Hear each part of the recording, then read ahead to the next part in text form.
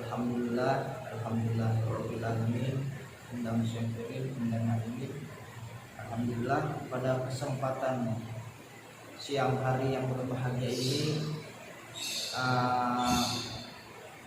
Bapak akan memberikan sebuah pembahasan. Lalu untuk sebelum kita memasuki pembahasan materi pada kesempatan siang yang berbahagia ini, alangkah bagusnya Bapak ingin berdoa agar senantiasa pelajaran kita mendapatkan keberkahan dari Allah Subhanahu wa taala. Sebelum untuk pembahasan dimulai, mari bersama-sama kita membaca doa ulang. Baik, selesai doa sudah dibaca semuanya. Untuk selanjutnya Bapak ingin mengabsen terlebih dahulu bagi nama-nama yang disebutkan, harap angkat tangannya. Yang pertama, Muhammad Arif Fauzan, hadir. Yang kedua, Ivan Syaputra Jahid, hadir. Yang ketiga, Bagas Ilham Riyadi, hadir. Yang keempat, Sri Wahyuni, hadir. Lalu yang terakhir, Puspa Nur Fitriana, hadir. Alhamdulillah semuanya hadir ya, gak ada yang sakit, syukur alhamdulillah. Oke, baik, untuk masuk ke pembahasan saat ini, Bapak ingin mengulangi pada pembahasan yang kemarin tentang apa ya. Pembahasan yang kemarin itu tentang keimanan dan ketakwaan. Apa itu iman? Ya, al-imanu yazidu bi ta'ah wa yanqusu bil maksiat. Ya, iman itu yazidu bi ta'ah, ya, naiknya iman karena ketaatan kita. Contoh seperti kita beribadah kepada Allah Subhanahu wa taala, menjalankan sunah-sunahnya dan menjalankan syariat-syariatnya. Dan iman wa yazidu bil maksiat. Ya, turunnya iman itu ya kepada bil maksiat. Apa itu? Ya, maksiat. Nah, itu turunnya iman terhadap kemaksiatan. Oke. Terus ada yang namanya takwa. Apa itu takwa? Intisalu awamirillah wa jatinabun nawahi. Melaksanakan perintah Allah dan menjauhi segala larangannya. Itu takwa. Nah, kedua macam ini, iman dan takwa perlu sama-sama kita pelajari dalam kehidupan sehari-hari yang telah mana disyariatkan oleh agama Islam. Ya. Oke, pada kesempatan siang yang berbahagia ini, Bapak ingin membahas tentang materi yang Bapak sampaikan yang berjudul dengan kebudayaan pada masa dinasti Abbasiyah. Oke. Ya. Mengenal dinasti Abbasiyah, ya,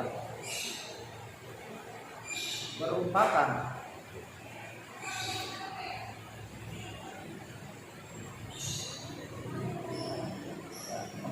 ulang ya.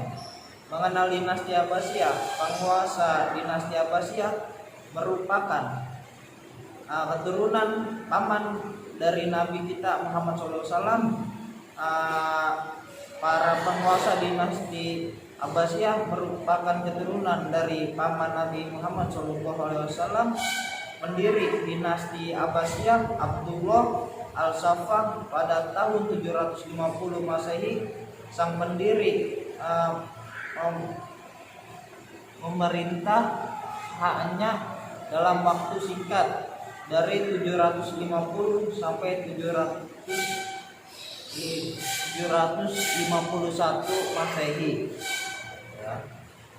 Al-Saffah kemudian digantikan oleh Abu Ja'far Al-Mansur ya pada tahun 754 sampai hingga 773 Masehi. Dalam Ensiklopedia Islam disebutkan dua khalifah pertama itu meletakkan dasar-dasar dinasti Abbasiyah, sedangkan 7 khalifah sesudahnya membangun pilar-pilar peradaban Islam hingga mencapai puncaknya. Boleh dikata dinasti Abbasiyah menyempurnakan bangunan peradaban Islam dari dinasti sebelumnya, dinasti Umayyah, Badriyatim. Dalam sejarah peradaban Islam mencatat dinasti Umayyah dari yang memperkenalkan dalam pendidikan. Oke. Selanjutnya ada format. Namun kala itu pendidikan formal masih diselenggarakan di masjid-masjid. Anak-anak didik memperoleh pembelajaran tafsir, hadis, fikih, sastra, dan bahasa di masjid-masjid. Jika seorang murid ingin mendalami disiplin tertentu yang bersangkutan, biasanya pergi ke masjid lain atau langsung ke rumah ulama yang ahli di bidang itu. Namun khusus bagi para pangeran, mereka mendapatkan pendidikan di dalam istana. Terdapat sebuah pergerakan sosial yang terjadi pada masa dinasti Abbasiyah, seperti bidang sosial. Masyarakat mulai keterangan munculnya berbagai macam kelompok, ya. Masyarakat seperti Muslim Arab, Muslim non Arab, dan Zimmi, ya. Lalu yang kedua itu ada bidang ekonomi. Dibangun berbagai macam bentuk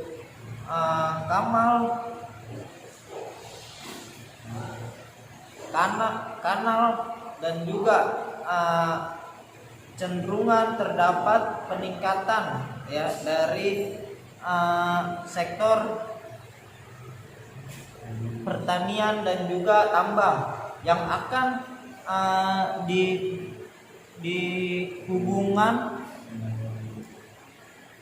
dengan luar negeri. Terdapat berbagai macam bentuk pusat industri. Lalu di sini kita ada bidang ilmu, ya, pengetahuan, terbentuk-bentuknya penghasilan dari antara bahasa Arab dan lainnya. Terdapat sebuah gerakan untuk menerjemahkan, ya, bahagia macam-macam bentuk ilmu pengetahuan asing untuk dijadikan ke dalam bahasa Arab. Lalu di sini kita ada bidang politik, ya. Bidang politik dibentuknya sistem pembentukan dan birokrasi yang modern, bidang militer. Ya. Oke, bidang militer melakukan pemindahan ibu kota menjadi Baghdad, ya. Di mana Baghdad itu, ya? Di Irak. Oke. Di Irak penguasaan dari berbagai macam pemberontakan bidang seni budaya. Lalu sini ada bidang seni budaya juga, membuat berbagai macam bentuk masjid yang menceritakan nilai kebudayaan. Menciptakan kota terdapat seperti kota Baghdad dengan sangat indah, ya. Menciptakan penyair juga seperti Abu Atahiyah dan mengerjakan alat musik dengan nama buk. Lalu untuk pembahasan selanjutnya di sini ada persentuhan umat Islam dengan kebudayaan asing dan gerakan penerjemahan di masa dinasti Abbasiyah. Perluasan kekuasaan Islam melalui penaklukan secara besar-besaran dimulai sejak masa Khulafaur Rasyidin dan dilanjutkan oleh pemerintahan dinasti Umayyah. Dengan penaklukan itu, umat Islam bisa menguasai Persia, Afghanistan, sebagai India, Turkistan, dan ada juga yang lain-lainnya seperti Baluchistan sebagai Romawi Timur. Di antaranya itu Spanyol dan lain-lainnya. Dengan demikian, umat Islam telah mampu membentuk satu imperium yang besar. Umat Islam telah mampu menaklukkan negara-negara kaya ketika itu dan sekaligus memiliki peradaban yang tinggi, terutama Persia dan Asia. Lalu ada yang kecil seperti Mesir dan negeri-negeri di Afrika Utara yang semuanya adalah pusat-pusat dari peradaban dunia pada masa itu sebagai kelanjutan dari berdirinya imperium. Ada juga berdirinya imperium ini, dinasti Umayyah yang kuat dan luas itu dapat melambangkan jalan untuk terjadinya percampuran bangsa-bangsa serta asimilasi peradaban. Orang-orang Islam yang pada waktu itu sebagai pemegang tampuk pemerintahan mulai terpengaruh oleh budaya negara lain dan mulai meninggalkan sebagian cara-cara hidup. Sebagai akibat dari pergaulan mereka dengan orang yang berperadaban lebih tinggi, percampuran bangsa serta asimilasi peradaban di antara bangsa-bangsa yang terjadi itu nampaknya lebih jelas lagi pada masa pemerintahan dinasti Abbasiyah, karena usaha-usaha penaklukan telah dikurangi dan mengarahkan perhatian terhadap perdamaian dan juga disebabkan oleh banyaknya perkawinan di antara bangsa-bangsa.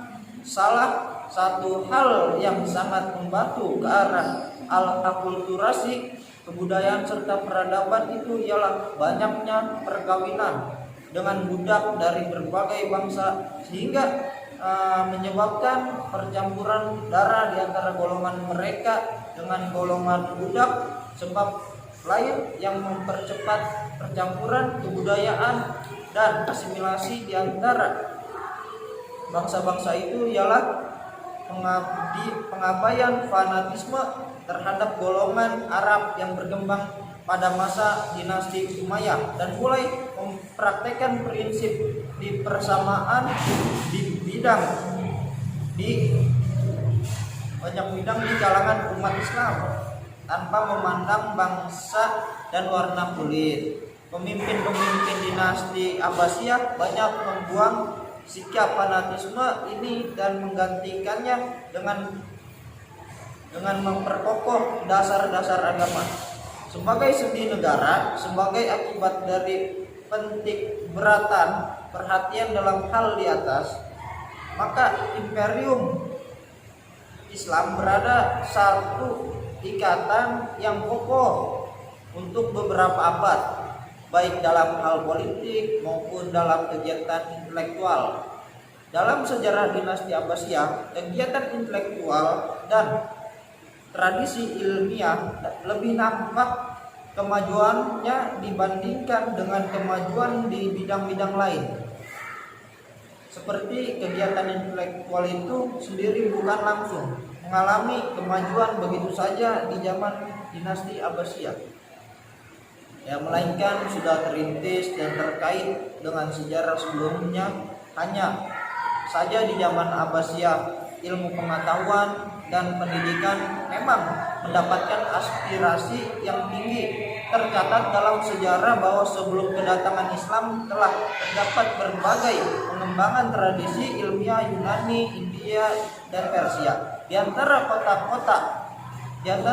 kota-kota yang menjadi pusat pengembangan tradisi ilmiah tersebut antara lain Alexandria seperti Mesir, Jundisapur, Irak, Antakya, Syria seperti Bactra, Persia, Edessa, dan Haran.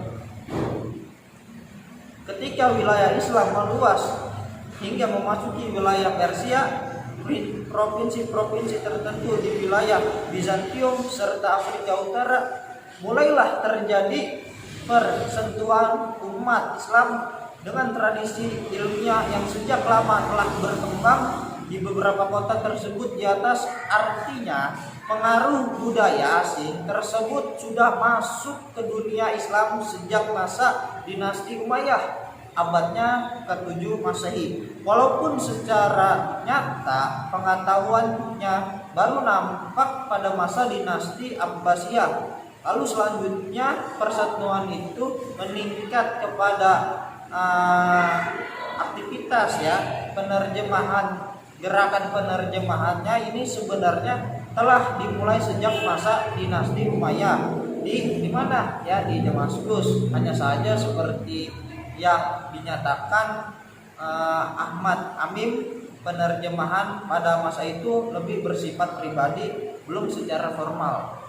Meskipun penerjemahan sudah dimulai sejak masa dinasti Umayyah, tetapi baru mengalami kemajuan pada masa Abbasiyah dan mencapai puncaknya di masa Khalifah Harun ar-Rasyid pada tahun 786 hingga sampai 809 Masehi, dan putranya Al-Ma'mun pada tahun 313 hingga sampai dengan 833 Masehi. Al-Ma'mun pernah mengirim rombongan penerjemahan ke Konstantinopel, Roma, dan lain-lain untuk menghimpun buku-buku sains dan filsafat yang belum ada pada umat Islam untuk diterjemahkan di Baghdad.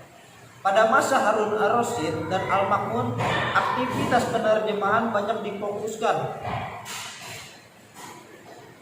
pada karya-karya filsafat Yunani dan sains lainnya, dan pada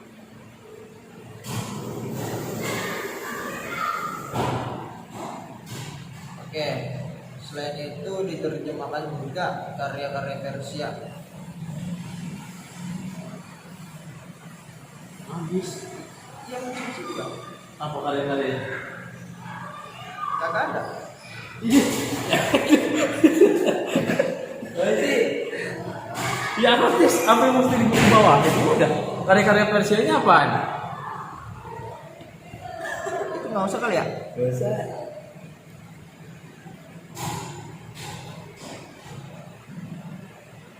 Nggak usah kali ya? Ya udah nggak usah berarti. Tadi udah dihapus sih. Oke, baik, kita lanjutkan.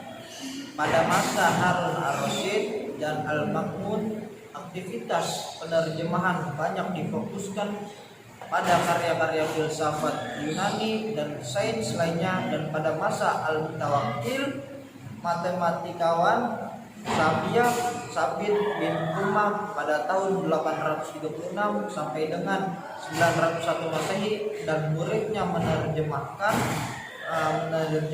seperti karya-karya Yunani, karya terutama di bidang geometri dan astronomi, termasuk juga karya Apollonius dan Archimedes. Sebelum diterjemahkan, karya-karya Yunani diterjemahkan juga. Karya-karya India misalnya Al-Fajari menerjemahkan buku Siddhanta, sebuah risalah Sanskerta tentang astronomi. Karena itu Al-Fajari dikenal pertama di dunia Islam Islam. Selain itu diterjemahkan juga karya-karya Persia. Mungkin yang Bapak sampaikan pembahasan materi saat ini mudah-mudahan dapat manfaat. Dan sebelum Bapak akhiri perjumpaan pada kesempatan siang yang berbahagia ini, mari sama-sama kita semuanya membaca doa kafaratul majelis. Bismillahirrahmanirrahim. Subhanakallahumma wa bihamdika astaghfiruka wa atubu ilaik. Kurang lebihnya mohon maaf. Billahi taufiq wal hidayah. Assalamualaikum warahmatullahi wabarakatuh.